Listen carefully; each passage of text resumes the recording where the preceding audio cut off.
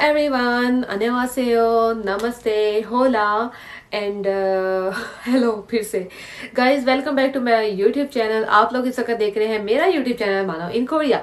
Guys फालतू की बकवास को छोड़ते हैं तो हम चलते हैं अपनी वीडियो की तरफ। आज का मेरा व्लॉग बहुत ज्यादा इंटरेस्टिंग और इन्फॉर्मेटिव होने वाला है और वो इस तरह से कि आज मैं आप लोगों को बताऊंगी।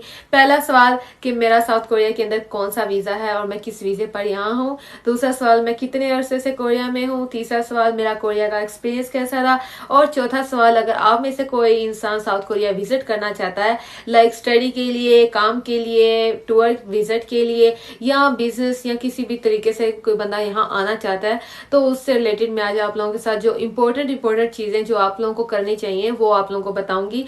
और आज इतने ज्यादा क्वेश्चंस के आंसर इसलिए मैं दूंगी क्योंकि मेरी लाइव स्ट्रीम के ऊपर व्यूई वाले लोग मुझसे यही क्वेश्चन करते हैं, आप साउथ कोरिया में क्यों हैं, कब से हैं, कैसे हैं, मेरा खाने का स्टाइल, मेरा रहने का स्टाइल, मेरे यहाँ के लिविंग एक्सपेंसेस, मेरी यूनिवर्सिटी का एक्सपीरियंस, यहाँ की स्टडी एजुकेशन, सब चीजें मिला लोगों के जितने क्वेश्चन बनते हैं ना, आज मैं कोशिश करूंगी कि ज्यादा से ज्यादा आप लोगों को उसके आंसर दे सकूं। और अगर फिर भी कोई ऐसा क्वेश्चन जो मुझसे मिस हो जाए जिसका आंसर मैंने आपको ना दिया हो, आप लोग वो मुझसे कमेंट सेक्शन में पूछ सकते हैं और मैं कोशिश करूंगी कि मैं अपना नेक्स्ट व्लॉग उसी क्वेश्चन के ऊपर शूट करूं उसके आंसर से रिलेटेड। ओके सो फालतू की बकवास छोड़ते हैं गाइस, सबसे पहले चलते हैं पहले क्वेश्चन की तरफ और वो ये क्वेश्चन है कि मैं साउथ कोरिया के अंदर किस वीजे पर हूँ। तो गाइस बहुत से लोग जो मेरे टिकटॉक से रिलेटेड या इंस्टाग्राम से ऑलरेडी मुझे जानते हैं, जिनको पता है वो लोग तो पहले से जानते हैं कि मैं साउथ कोरिया के अंदर पाकिस्तानी इंटरनेशनल स्टूडेंट हूँ और इंटरनेशनल स्टूडेंट यूनिवर्सिटी जाती हूँ मैं और मैं अंडर ग्रेजुएट स्टूडेंट हूँ। मेरी 4 साल की डिग्री है। 4 साल की डिग्री में अभी मेरा एक ही सेमेस्टर खत्म हुआ है और उस एक सेमेस्टर का भी मेरा बहुत अच्छा रिजल्ट आया, माशाल्लाह माशाल्लाह नजर ना लगे और इतना अच्छा रिजल्ट आया कि मैं वैसे खुद की एक्सपेक्टेशंस के अकॉर्डिंग मुझे 100% रिजल्ट चाहिए था बट 100% नहीं आ सका just because of many problems, क्योंकि हमारे पाकिस्तान की एजुकेशन सिस्टम और कोरिया का एजुकेशन सिस्टम टोटल डिफरेंट है। सो मिड टर्म एग्जाम में मैं थोड़ी कंफ्यूज हो गई थी, इसलिए कुछ क्वेश्चंस के आंसर मुझसे स्किप हुए जिसकी वजह से मेरा जीपीए 4.2 बना, लेकिन 4.5 कंप्लीट बनना था।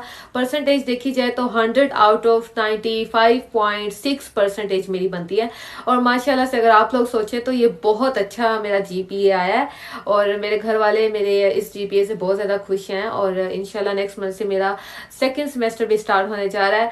तो मैं इस वक्त D2 वीजे पर हूँ साउथ कोरिया के अंदर और D2 वीजा आप लोगों को पता होगा स्टूडेंट वीजा में आता है। डी वाला जो भी वीजा है वो सारा स्टूडेंट की कैटेगरी में आता है। So I am student in Korea और मैं स्कॉलरशिप पर हूँ अपनी यूनिवर्सिटी के अंदर। जब मैं पहले सेमेस्टर में थी तो मेरी स्कॉलरशिप मेरे GPA and my arts base के ऊपर थी, लेकिन अभी सेकंड सेमेस्टर के अंदर जो मेरे पहले सेमेस्टर का जो रिजल्ट था उसी के बिहाफ के ऊपर मुझे नेक्स्ट स्कॉलरशिप मिलेगी, लेकिन अभी तक इनवॉइस नहीं आई है फी की, वो मेरी नेक्स्ट मंथ तक आएगी तो वो भी बता दूंगी कि उसको कैसे मैंने क्या क्या किया। एनीवेज दूसरी बात ये है कि आप लोग मुझसे पूछते हैं कि मुझे यहाँ रहने में किस किस्म की प्रॉब्लम फेस करनी पड़ती हैं और मेरे यहाँ के लिविंग एक्सपेंसेस और यहाँ मैं सब चीजें कैसे मैनेज करती हूँ। और लोग मुझसे पूछते हैं कि क्या तुम्हें तुम्हारे यूनिवर्सिटी वाले पे करते हैं तुम्हारे एक्सपेंसेस को अफोर्ड करने के लिए, तो इसका आंसर है ना ना ना ना ना, कभी भी नहीं, नेवर एवर। वो इसलिए से कि मेरी जो यूनिवर्सिटी है वो मेरी हाफ स्कॉलरशिप है और हाफ मेरी पेड है जो मैंने खुद पे करनी पड़ती है। और पहला सेमेस्टर भी इसी तरह था, तकरीबन मैंने $2000 जो है वो पे किए थे पहले सेमेस्टर के अंदर, लेकिन दूसरे सेमेस्टर का कोई आइडिया नहीं है कि वो मुझे कितनी पे करनी पड़ेगी फी, क्योंकि उसकी स्कॉलरशिप मेरे जीपीए के भी हाफ पर है और वो नेक्स्ट मंथ में पता चलेगा। सो उसके बाद ही क्लियरली कुछ मैं आप लोगों को स्कॉलरशिप के बारे में बता सकती हूँ। मैं अपनी यूनिवर्सिटी की स्कॉलरशिप पर हूँ और इसलिए मेरे कोई प्रोफेसर मुझे पे नहीं करते हैं। मेरे लिविंग एक्सपेंसेस के लिए जो भी करना है वो मैंने खुद ही करना होता है और उसके बाद जो मैं किस तरह से अपने लिविंग एक्सपेंसेस जो है वो अफोर्ड करती हूँ, ये वाला क्वेश्चन। रही बात इस सवाल की तो वो इस तरह से कि जब से मैं यहाँ आई हूँ मेरे पेरेंट्स मुझे फाइनेंशियली सपोर्ट कर रहे हैं। मेरे पेरेंट्स मुझे वहां से यहाँ पैसे भेजते हैं, लाइक मेरे खाने पीने के एक्सपेंस, लिविंग, सब चीजें उसी के अंदर मैं करती हूँ। और अभी भी जो मेरी फी आनी है वो मेरे पाकिस्तान से ही आनी है। ये बात तो मतलब बहुत स्ट्रेंज है क्योंकि यहाँ की करेंसी और वहाँ की करेंसी में बहुत ज्यादा डिफरेंट है। और बहुत बहुत डिफरेंस है, क्योंकि यहाँ पर जितने भी पैसे हों वो कम ही होते हैं और एक ही दिन में सब पैसे माइनस हो जाते हैं, इंसान बिल्कुल गरीब हो जाता है। और जब मेरे पाकिस्तान से पैसे आते हैं ना, बस एकदम के लिए तो लगता है जैसे मैं बहुत रिच हो गई हूँ, लेकिन पता ही नहीं चलता, कुछ ही घंटों के बाद मैं फिर से गरीब हो जाती हूँ। So this is very very bad thing. और ये रियलिटी है जो मे बी यूट्यूब के ऊपर आपको कहीं और से सुनने को नहीं मिलेगी, और ये ऐसी चले ना सिर्फ मैं ही मार सकती हूँ, मैं ही आप लोगों को ये बता सकती हूँ बिना खौफ के। और रही बात आप लोगों की, अगर आप लोग यहाँ आना चाहते हैं ना, तो मैं कहती हूँ अगर आप लोग बहुत ज्यादा रिच है ना, आपके पास बहुत ज्यादा मनी है, so you have to come here, okay. और अगर आप लोग को अपनी जिंदगी के अंदर कहीं कुछ भी नहीं ना करना, जिंदगी सुकून से जीनी है, आपके पास ज्यादा से पैसे हैं, आपने ऐश करनी है ना, बस यहाँ पर आओ। मतलब अगर आप करोड़पति हो तो आपको यहाँ आना चाहिए और फिर आपको बहुत मजा आएगा यहाँ पर। रही बात आप में से अगर कोई बंदा यहाँ स्टडी के लिए साउथ कोरिया में आना चाहता है, लाइक अंडर ग्रेजुएशन के लिए आना चाहते हैं, ग्रेजुएशन के लिए आना चाहते हैं, या आप किसी भी डिग्री के लिए आना चाहते हैं, तो सबसे पहले जो चीज जरूरी है ना, वो चीज जरूरी है आप लोगों के पास होना चाहिए लैंग्वेज प्रोफिशिएंसी टेस्ट। लाइक या आप लोगों के पास आइट्स होना चाहिए, या टॉपिक होना चाहिए, या टॉफिल होना चाहिए। लाइक इस तरह से कुछ टेस्ट होते हैं इंग्लिश के, वो बाकी मुझे नहीं पता है, टॉपिक, टॉफिल एंड आइट्स। मैं आर्ट्स बेस के ऊपर हूँ यहाँ पर, तो इनमें से अगर आपके पास कोई भी ऐसा सर्टिफिकेट है, लेकिन उसके ऊपर भी लिमिट है, जैसे आर्ट्स के अंदर आपको 5.5 बैंड से अप चाहिए होते हैं, उससे डाउन आपका एक्सेप्टेबल नहीं, ना ही यूनिवर्सिटी के अंदर और ना ही एम्बेसी के अंदर।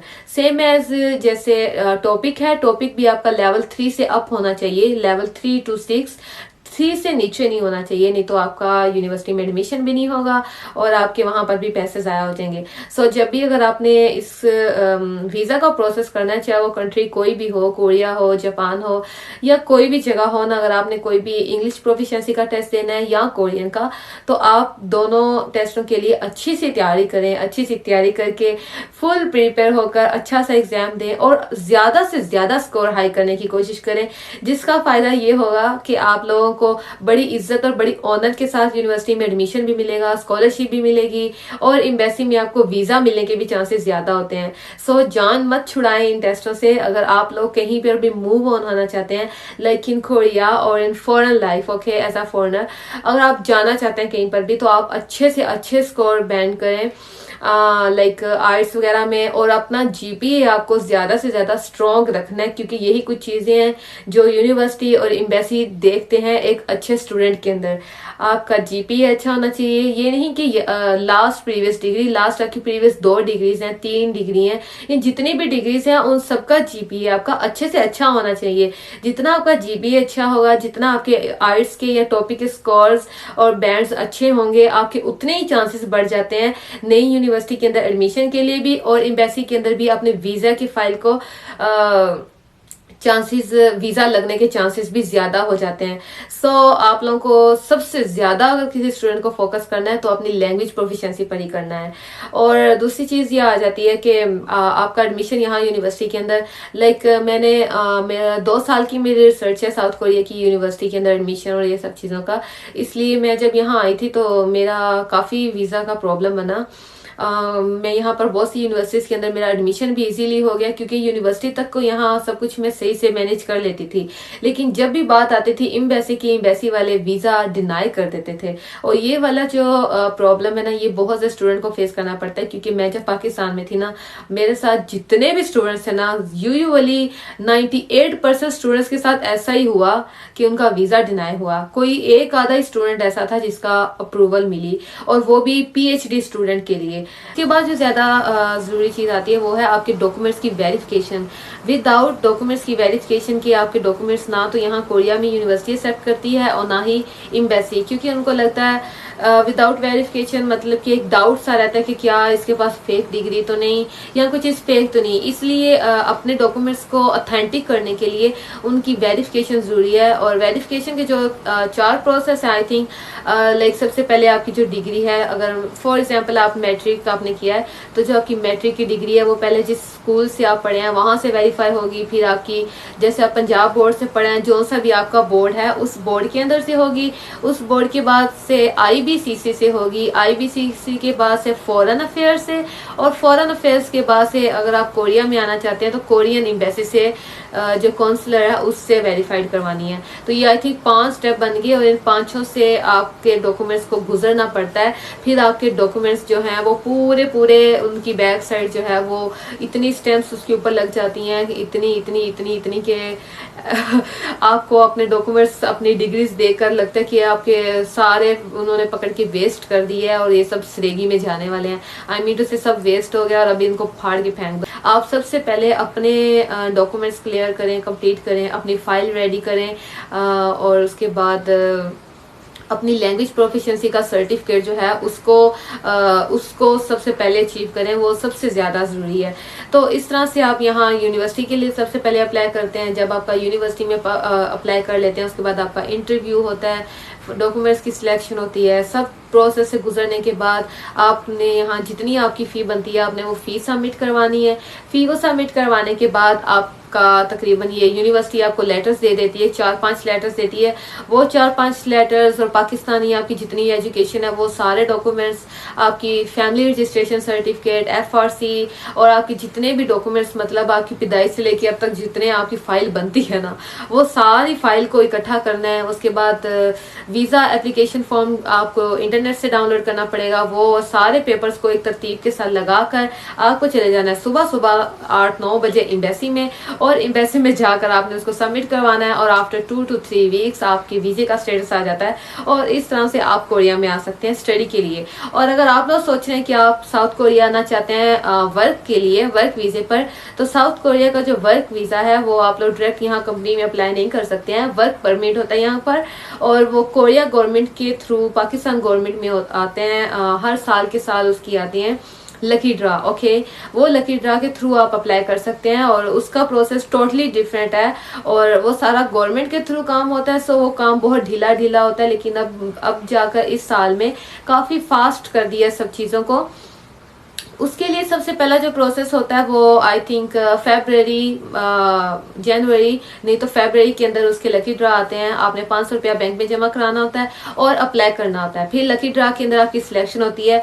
अगर आप लोग खुश नसीब होते हैं तो आपका नाम लकी ड्रा में आ जाता है और लकी ड्रा में नाम आने के बाद आपका कोरियन लैंग्वेज का टेस्ट होता है, उसके बाद आपका इंटरव्यू होता है, उसके बाद आपका स्किल टेस्ट होता है। इस तरह आपको 4 से 5 स्टेप से गुजरना पड़ता है और अगर आप सारे शुरू में सभी से आप क्वालिफाई होते जाते हैं तो फिर आपका सारी चीज़ें खुद ही पाकिस्तान से कोरिया के अंदर वहाँ ओवरसीज़ का ऑफिस है, वो सब आपका खुद ही आपसे जो जो डॉक्यूमेंट्स की ज़रूरत होती है वो आपसे मंगवा लेते हैं और वो इस तरह से कर देते हैं। और फिर आपको सिर्फ आपकी आई थिंक टिकट के पैसे जो होते हैं वो आपको पे करने पड़ते हैं और आप इस तरह से वर्क वीज़े के लिए कोरिया में आ जाते हैं। और ये एक्चुअली यहाँ कोरिया की बड़ी बड़ी जो कंपनीज हैं, जो फैक्ट्रीज हैं, कोरिया एक्चुअली बहुत इंडस्ट्रियल कंट्री है, यहाँ पर ज़्यादातर फैक्ट्रीज हैं। तो फैक्ट्रीज के जो कॉन्ट्रैक्ट हैं वो पाकिस्तान में इस तरह से वो आपस में उनकी डील होती है। तो जहाँ जिस फैक्ट्री में जितने उनको लेबर में लोग चाहिए होते हैं वो उतनी लिस्ट भेज देते हैं कि हमें इतने लोग इस जगह चाहिए।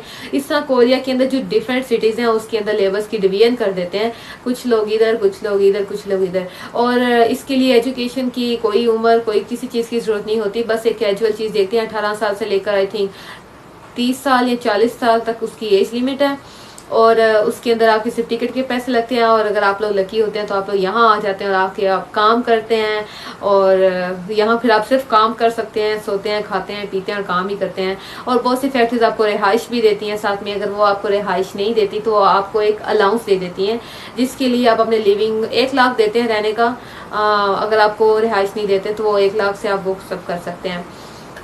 सो ये हो गया वर्क वीज़ा। तो अगर आप यहाँ पर आना चाहते हैं लाइक बिजनेस के लिए, तो बिजनेस के लिए I think I don't have any idea. तो आपके पास, अगर आप बिजनेसमैन हैं तो आपके पास आपके बिजनेस के सारे डॉक्यूमेंट्स होने चाहिए, आपके पास प्रूफ होना चाहिए कि आपके पास एक समरी होनी चाहिए, एक कवरिंग लेटर होना चाहिए कि आपने कौन सा बिजनेस करना है साउथ कोरिया के अंदर और आपके पास उस बिजनेस से रिलेटेड फुल इंफॉर्मेशन होनी चाहिए। क्योंकि एम्बेसी जो है वो सिर्फ आपको प्रूव करना चाहती है कि बंदा ऑथेंटिक है, बंदा 2 नंबर तो नहीं जो साउथ कोरिया में जा रहा है, क्योंकि बहुत से लोग यहाँ पर आते हैं और गायब हो जाते हैं। इसी तरह यहाँ पर साउथ कोरिया में आने की कुछ यही एक आसान स्टेप्स थे जो मैंने आपको बता दी है। और अगर आप लोग कोरिया में इंटरेस्टेड हैं या आपको कोरिया से रिलेटेड कोई भी इन्फॉर्मेशन चाहिए हुई तो आप लोग अपना क्वेश्चन जो है वो मुझे डीएम कर सकते हैं, वो आप मुझे इंस्टाग्राम पर बता सकते हैं, आप लोग कमेंट सेक्शन में मुझसे पूछ सकते हैं। सो मैं कोशिश करूँगी कि मैं नेक्स्ट जो है व्लॉग है वो इसी से रिलेटेड शूट करूँ। और मेरी तो इस वक्त जो तकदीर थी वो ख़त्म हो गई है। अब बहुत बोली हूँ आज, बहुत बोली हूँ आज। आप लोगों को मैंने सारे सवालों के आंसर दे दिए हैं। और इसके अलावा भी अगर आपके दिमाग में इस वक्त भी कोई क्वेश्चन बाकी है ना, तो आप लोग मुझसे कमेंट में पूछिएगा। इंशाल्लाह ये मगजमारी अपना नेक्स्ट व्लॉग में करेंगे। अभी मानो में भी बहुत थक गई है। उम्मीद करती हूँ गाइज आप लोगों ने मेरा व्लॉग बहुत इंजॉय किया होगा। नेक्स्ट व्लॉग में आप लोगों को दिखाऊंगी अपना ये कोरिया ट्रेडिशनल हाउस, क्योंकि इस घर को मैं चेंज करने जा रही हूँ। सम यहाँ पर सम प्रॉपर्टी इश्यूज हैं कोरियंस के आपस में, सो आई हैव टू चेंज, मेरे ओनर ने कहा है। सो मैं आप लोगों को अपना ये कोरिया ट्रेडिशनल हाउस दिखाऊंगी और इसके अंदर जो सीक्रेट चीज़ें हैं ना जिनकी वजह से मुझे बहुत डर लगता है, वो सब आप लोगों के साथ शेयर करूंगी इंशाल्लाह नेक्स्ट व्लॉग के अंदर। और अगर अभी तक आप लोगों ने मेरे चैनल सब्सक्राइब नहीं किया तो don't miss to subscribe my YouTube channel. मिलते हैं हम नेक्स्ट व्लॉग के अंदर, तब तक के लिए अपना बहुत ज़्यादा ख्याल रखिएगा, मुझे दुआ में याद रखिएगा। Bye bye everyone, see you next time. और नेक्स्ट टाइम आप लोग मुझे लाजमी बताइएगा कि मुझे किस टॉपिक से रिलेटेड आप लोगों को इन्फॉर्मेशन देनी चाहिए, क्योंकि मैं अगर व्लॉग शूट करती हूँ तो मैं सिर्फ आप लोगों के लिए करती हूँ, ताकि आप लोगों को साउथ कोरिया की एज अ स्टूडेंट लाइफ में आप लोगों को ज़्यादा से ज़्यादा बता सकूँ। सो अगर आप लोग मुझसे पूछेंगे किसी चीज़ से रिलेटेड तो मैं आप लोगों को बताने से मना नहीं करूँगी, मैं आप लोगों के साथ शेयर करूँगी। क्योंकि मेरा यूट्यूब चैनल इसी से रिलेटेड है कि मैं जो भी चीज़ कर रही हूँ ना, आप लोगों को उसके बारे में आइडिया होना चाहिए कि साउथ कोरिया के अंदर मुझे क्या करना है, किस चीज़ से क्या मतलब जो प्रॉब्लम्स हैं और ब्ला ब्ला ब्ला ब्ला ब्ला ब्ला। इस सारी बातों को छोड़ो गाइस, बाय बाय।